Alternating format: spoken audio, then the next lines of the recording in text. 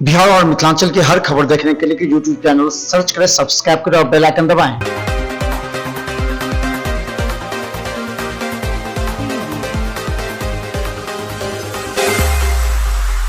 Mithila news में आपका स्वागत है। मैं हूं मनोज और बता दें कि अगर नीतीश सरकार की कहीं ज़्यादा फजीहत हुई है तो वो है नल जल योजना में।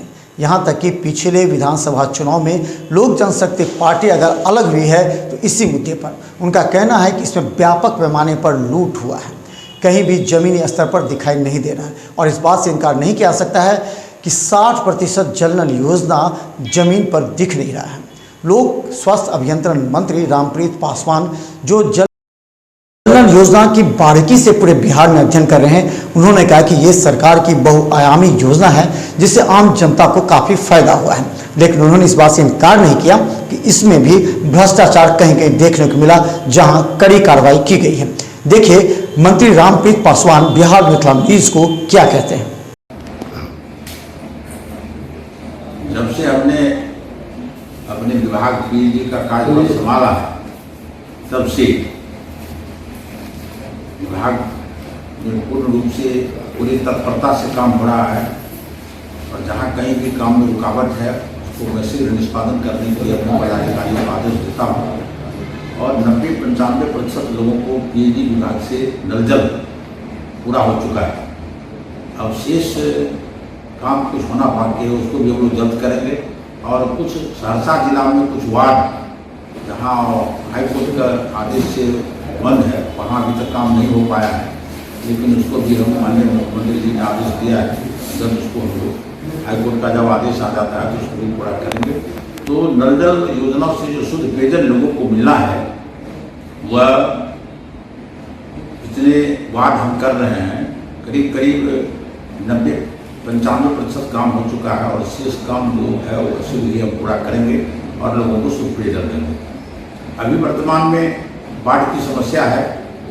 बाढ़ से निपटने के लिए सरकार पूर्ण रूप से तत्पर है और जहां कहीं भी बाढ़ है, लोगों को विस्थापित लोगों को ऊंचे स्थान पर रख के और उन्हें भोजन मुहैया कराया जा रहा है। मैं अपने विभाग से यहाँ चापाकल भी लगवाया हूँ और लोगों को शुद्ध पानी भी दे रहा हूँ। तो अभी तक बाढ़ में जो भी कठिनाई कहीं ऐसा देखने को नहीं मिला है। सरकार पूर्ण रूप से तत्पर है बाढ़ से लोगों से निपटने के लिए। और बाद में यदि फसल नुकसान होगा तो उसका भी मुआवजा सरकार देता ही है और इसका सर्वे करा करके हम लोग मुआवजा भी किसान का देंगे। यही मुख्य रूप से बाढ़ के संबंध में मिथिलांचल में बाढ़ की मीज का अति गंभीर है और आप मिथिलांचल से ही विधायक रहे हैं, कई बार मंत्री भी बने हैं और बड़ा अच्छा विभाग आपके पास है।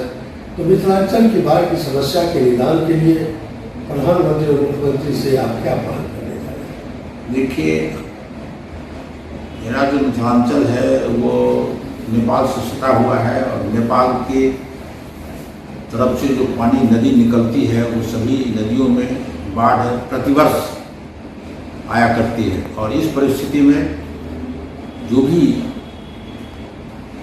कठिनाई होता है हम लोग उसे दूर करते हैं।